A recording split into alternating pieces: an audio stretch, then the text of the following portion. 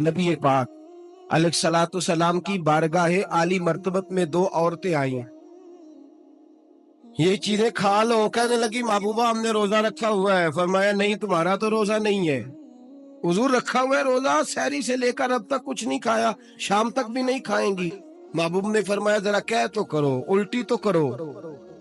कह की तो उनके हलक से खून भी निकला और गोश्त के लोथड़े भी निकले, फोटियां भी निकली।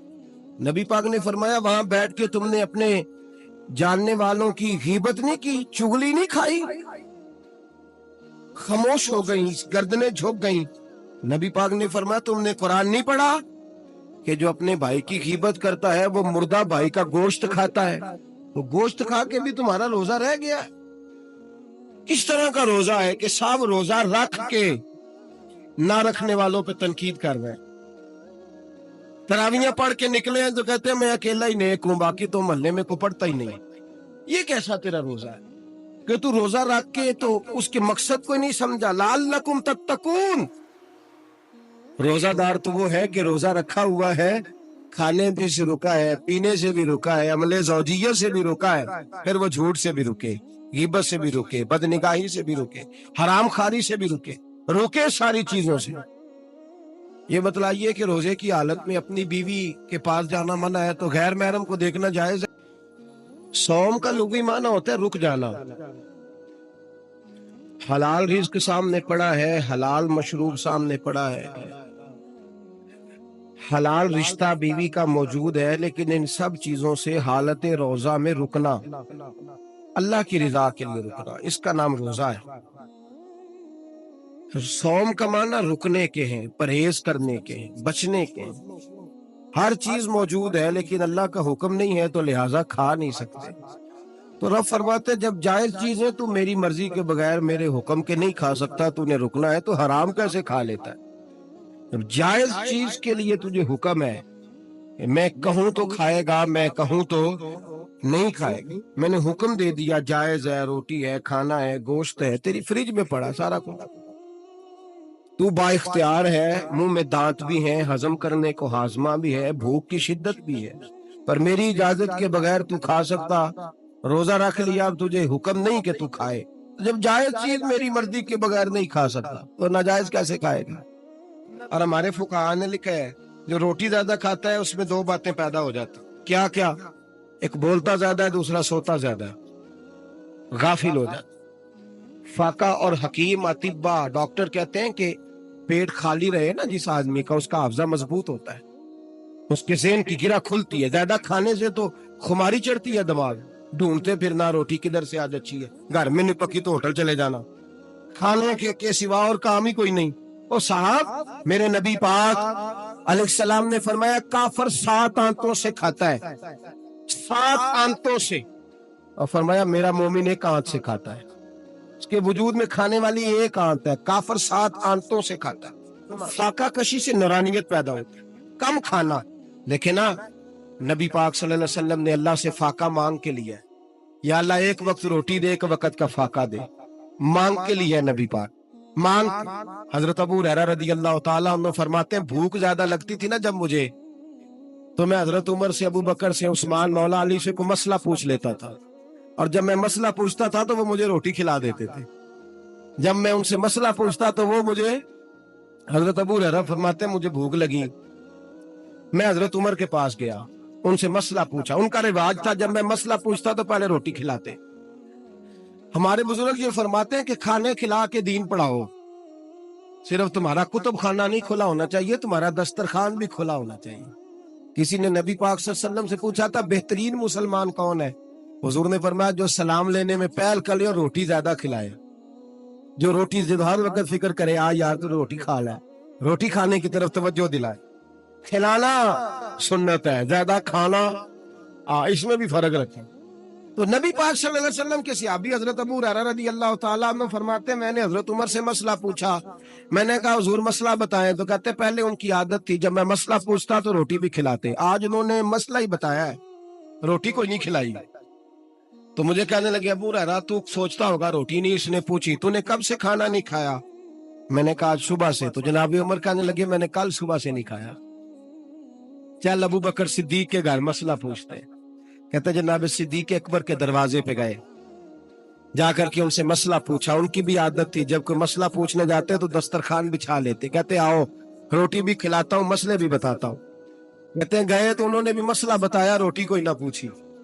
تو کہنے لگے عمر ابو رہا تم لوگوں نے کل پرسوں سے نہیں نہ کھایا ہوگا.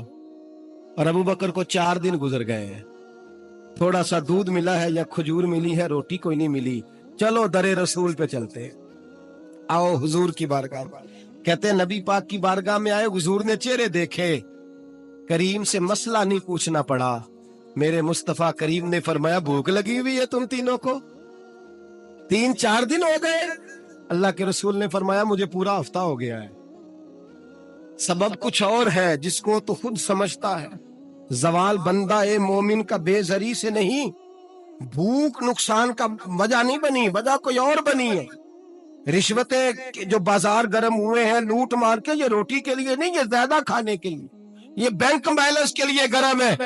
یہ لوٹ مار کا مقصد کوٹھیاں بنانا ہے, روٹی کا تو رب کریم کا وعدہ ہے. جو روز روتا ہے شام کو کہ میرا کاروبار کوئی نہیں, اصل میں کہتا ہے بنگلہ کوئی نہیں, اصل میں کہتا ہے کار کوئی نہیں, پجاروں کوئی نہیں, روٹی تو اللہ عطا فرماتا ہے, اس کا وعدہ ہے.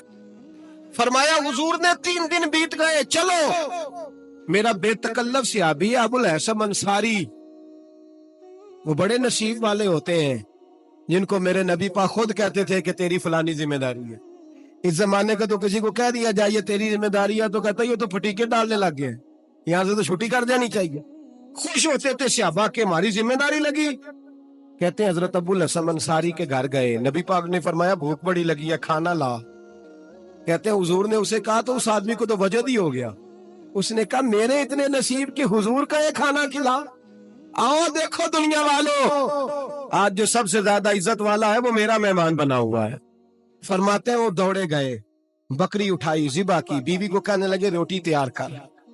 ادھر کھجوریں توڑی, انگور توڑے, کہنے لگے حضور آپ جب تک تناول کریں تب تک کھانا پک جاتا. حضرت عمر کہتے ہیں روٹی پک کے آئی, بڑا پیارا گوشت, بڑا اچھا سالن, بڑا خوبصورت خلوص والا کھانا. فرماتے ہیں میں نے بڑا ہی کھایا. نبی پاک نے نہ ایک روٹی لی اور چھوٹی چپاتی, تھوڑا تھوڑا سالن کونوں سے, اور جب نبی پاک نے کھا لیا تو حضور کی آنکھوں میں آنسو آئے. حضرت عمر کہنے لگے حضور روئے کیوں؟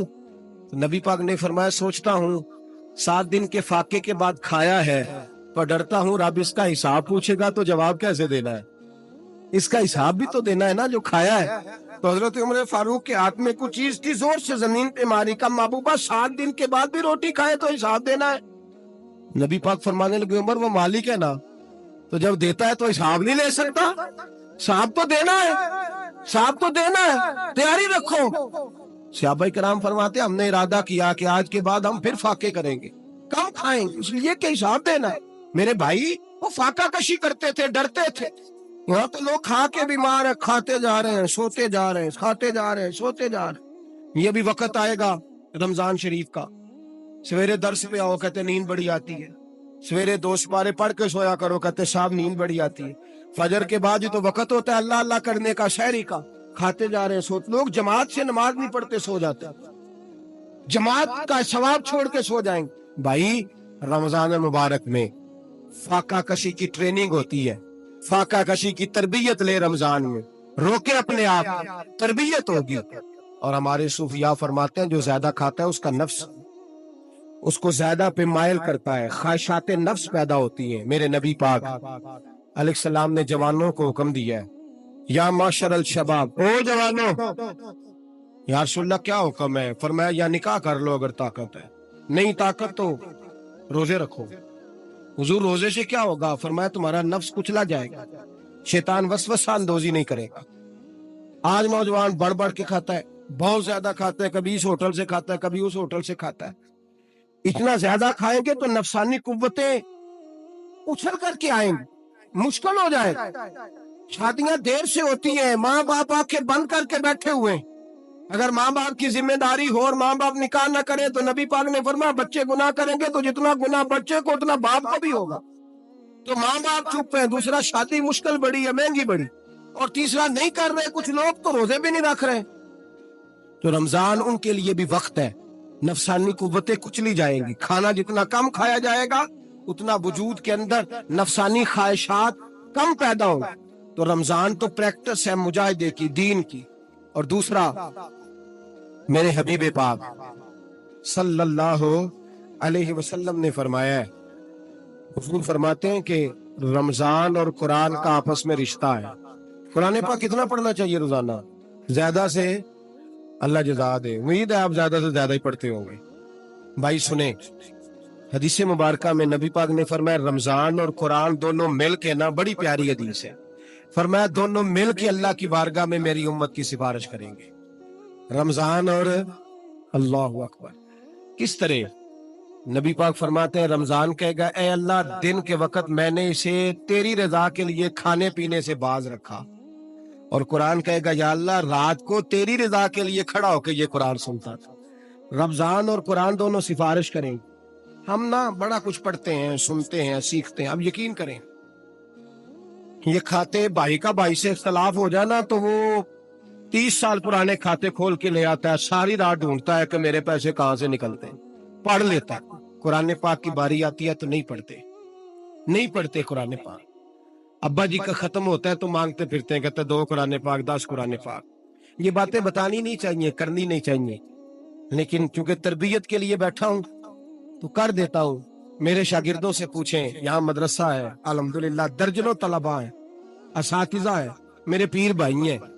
और मेरा ये दावा है कि शायद कोई किसी से इतना प्यार करता हो जितने मेरे शागिर्द और मुरीद मुझसे करते हैं। लेकिन मैंने कभी किसी से नहीं कहा कि जरा सूरत फातिहा पढ़ के देना, मैंने अपने अब्बा जी को सवाब देना है। पूछ ले किसी से नहीं कभी कहा, कभी नहीं मैंने कहा कि जरा मुझे थोड़ा सा कुरान पढ़ दे। मैं इसको नाजायज नहीं कहता, पढ़वाना चाहिए, लेकिन मैं अपने वालिदैन के लिए कभी सवाल नहीं करता कि मुझे जरा पढ़ के दो, मैंने बख्शना है। इसलिए कि मैंने जाती तौर पे रूटीन बनाई है। मैं समझता हूँ कि कायनात के अंदर मेरे ऊपर जिन लोगों ने एहसान किए उनमें सबसे ज्यादा हिस्सा मेरे माँ बाप का है। मैं समझता हूँ इस बात, कितना नालायक हूं मैं कि मैं एक महीने में एक कुरान पाक भी पढ़ के उनकी रूह को एहसास नहीं कर सकता। मेरा ये तरीका है जाती, मैं कदगन नहीं लगाता, मेरा जाती तरीका ये, अल्हम्द से शुरू करो और 2 सूरतें छोड़ के कुरान पाक खत्म कर दो आखिरी, और फिर फलक और नास सूरतें साथ ले जाओ। यहाँ बैठ के साले सवाब नहीं करना, खत्म नहीं दिलाना, साथ ले जाओ, कब्र पे खड़े हो जाओ और फलक और नास सूरतें कब्र पे बैठ के तिलावत करो। और जो कुरान मजीद पढ़ा है उनकी रूह को वहां एहसास करो।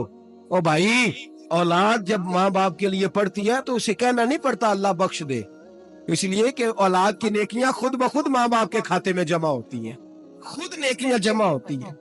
मेरे भाई, तू बच्चों से ये तो मुतालबा करता है कि बेटा इस साल रमजान मुबारक में मेरे लिए सत्तू जरूर बनाना, फलानी चटनी जरूर तैयार करना, ये क्यों नहीं कहता बीवी से कि डिशे कम बनाना? तू भी बैठ के कुरान पाक पढ़, मैं भी कुरान पाक पढ़ता हूँ। इधर आओ बेटा, यहाँ बैठ के तिलावत करो, मैं भी करता हूँ। बेटी इधर आओ, बैठ के कुरान पाक पढ़ो। कितना वक्त लगता है? हाफिज और कारी और उलमा अगर पढ़े तो 20-25 मिनट लगते हैं कुरान पाक का सिपारा पढ़ने, और अटक अटक के पढ़ने वाला भी पढ़े तो 1 घंटा लग जाएगा। और मेरे नबी पाक सल्लल्लाहु अलैहि वसल्लम ने फरमाया जो कुरान पढ़ते हुए अटकता है अल्लाह उसे डबल सवाब अता फरमाता है। फरमाया जो जुबानी पढ़े सिंगल सवाब, जो देख के पढ़े उसे डबल सवाब। हुजूर क्यों? फरमाया इसलिए कि मेरा कुरान देखने पे भी अल्लाह सवाब अता फरमाता है, कुरान देखने पे भी अल्लाह सवाब देता है, देखने का भी सवाब। रमजान शरीफ में कुरान पाक पढ़े, खोल के पढ़े।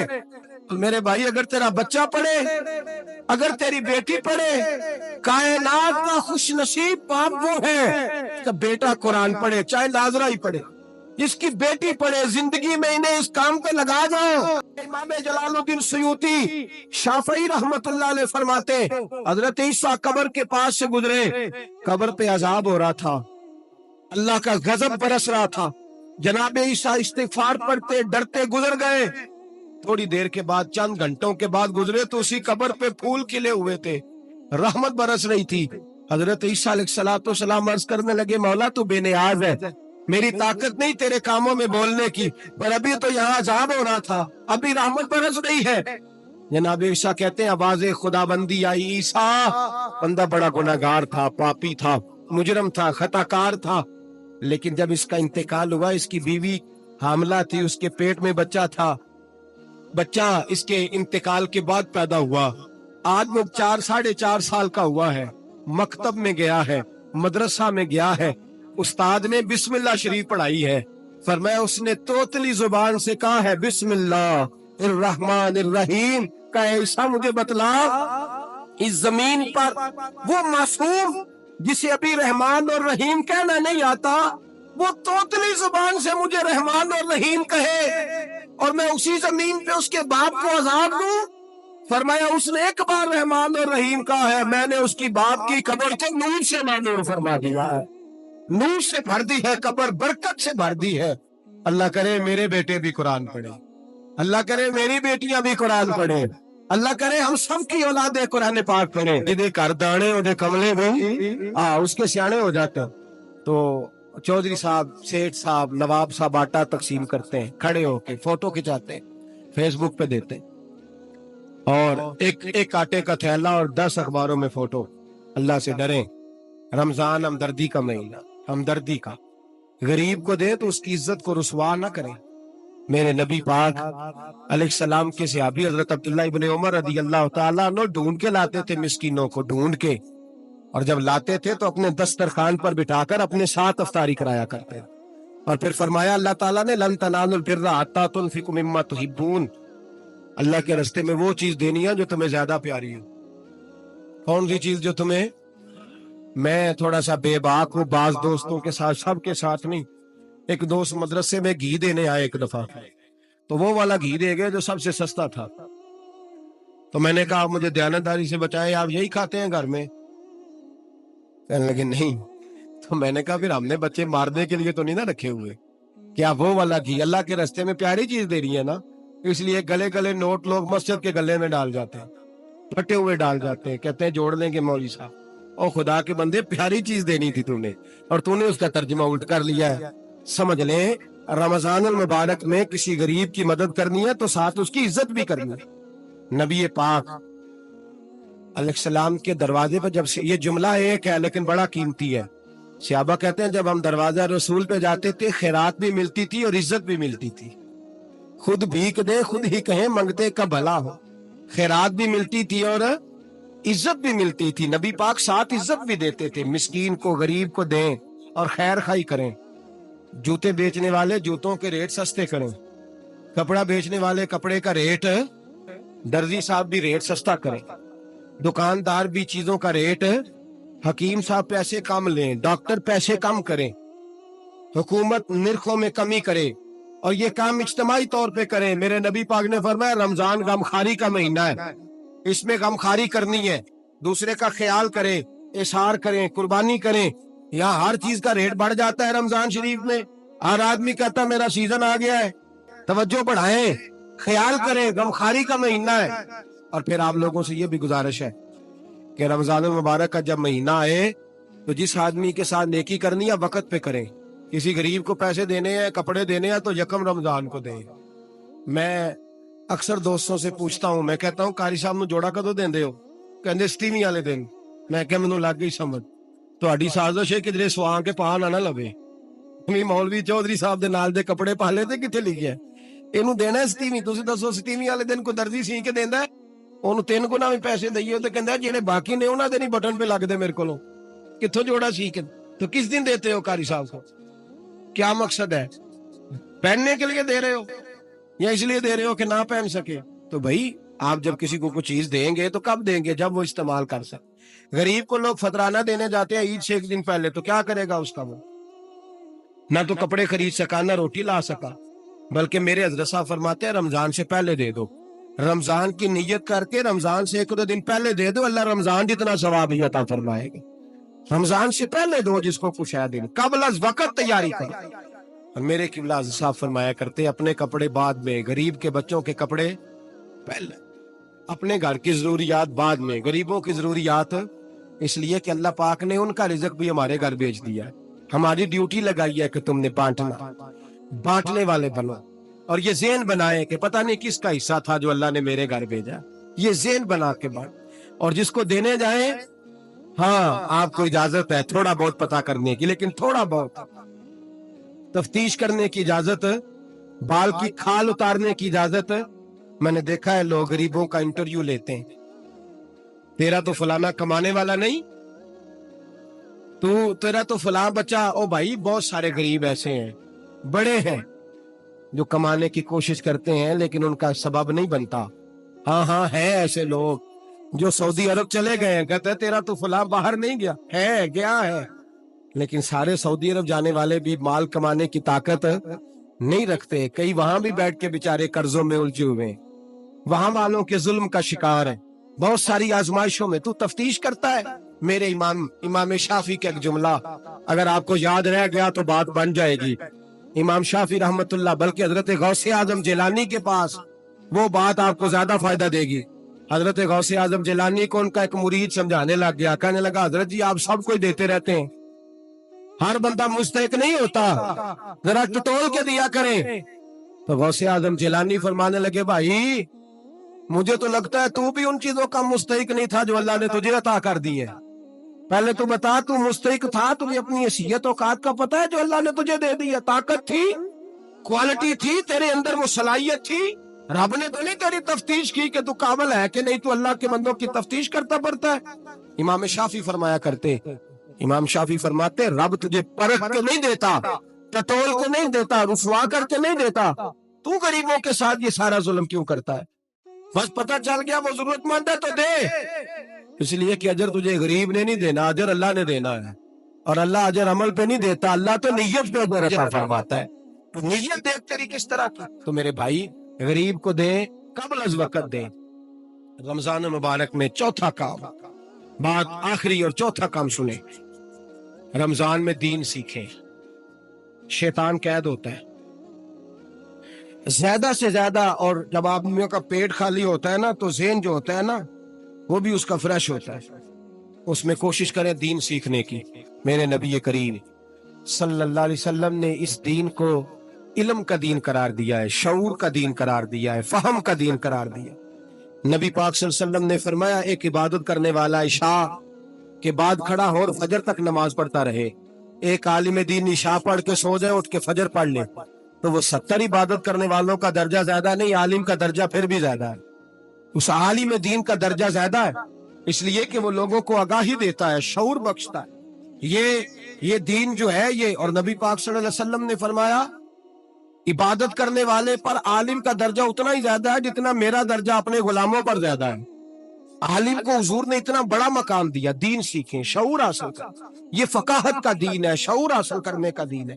اور نبی پاک صلی اللہ علیہ وسلم نے فرمایا دین کی ایک بات سیکھ لینا 1000 نفل پڑھنے سے زیادہ درجہ رکھتی ہے، دین کی ایک بات سیکھ لینا 1000 جنازے میں شرکت سے زیادہ درجہ رکھتی، دین کی ایک بات سیکھ لینا، میرے نبی پاک صلی اللہ تعالی علیہ وسلم ارشاد فرماتے 1000 مریض کی عیادت کرنے سے زیادہ درجہ رکھتی۔ فرمایا جس نے رات کے ایک لمحے میں دین کی ایک بات سیکھی اللہ اسے ساری رات عبادت کرنے سے زیادہ ثواب عطا فرمائے۔ میرے اچھا فرمایا کرتے جب سیکھنے والے کو یہ ثواب ملے گا تو بتائیے سکھانے والے کو کتنا ثواب ملے، اسے اللہ کتنا درد۔ رمضان آ رہا ہے، شیطان قید ہے، دین پھیلانے کی کوشش کریں، جد و جہد کریں۔ بڑی نیند آتی ہے فجر پڑھ کے، لیکن اگر کسی کا ارادہ بن جائے کہ دین سیکھنا بھی ہے اور دین بچوں کو، تو پھر کوئی نیند غلبہ۔ ایک مثال ایک عالم نے سمجھائی، کوئی بزرگ تھے درویش عالم، ان کے پاس ایک عورت آئی، کہنے لگی میں بچوں کو سویرے بڑا جگاتی ہوں، بچے جاگتے نہیں نماز کے لیے۔ بڑا عجیب جواب دیا بزرگوں نے، درویش نے، عالم نے، کہنے لگے بی بی کیوں نہیں جاگتے، جگایا کر، بیدار کیا کر، اٹھایا کر۔ کہنے لگی بڑی جدوجہد کرتی ہوں، اٹھتے نہیں، بیدار نہیں ہوتے۔ اللہ والے تھے نا، کہنے لگے یہ بتا اگر اس کمرے میں آگ لگ جائے تو پھر بچوں کو کیسے بیدار کرے گی، آگ سے بچانے کے لیے کیا کرے گی؟ پھر تو بالوں سے پکڑ بھی گھسیٹنا پڑا تو گھسیٹ کے کمرے سے لاؤں گی، پھر تو چوٹیں لگتی ہیں تو لگ جائے، پھر میں پرواہ نہیں کروں گی۔ آپ فرمانے لگے یوں سمجھ لے جہنم کی آگ جل رہی ہے، اگر تیرے بچے نے نماز نہ پڑھی تو آگ لگ جائے، اگر اس نے عبادت نہ کی تو اسے آگ ہے۔ اب جیسے بھی تجھے اٹھانا پڑتا ہے اٹھا گھسیٹ کے باہر لا، لیکن اس کی نماز قضا۔ نیند بڑی آ رہی ہے سویرے، لیکن اگر دین نہ سیکھا تو مشکل ہو جائے۔ جیسے بھی اپنے آپ کو جگانا چاہیے، ہمت کرنی چاہیے، دلیری کرنی چاہیے۔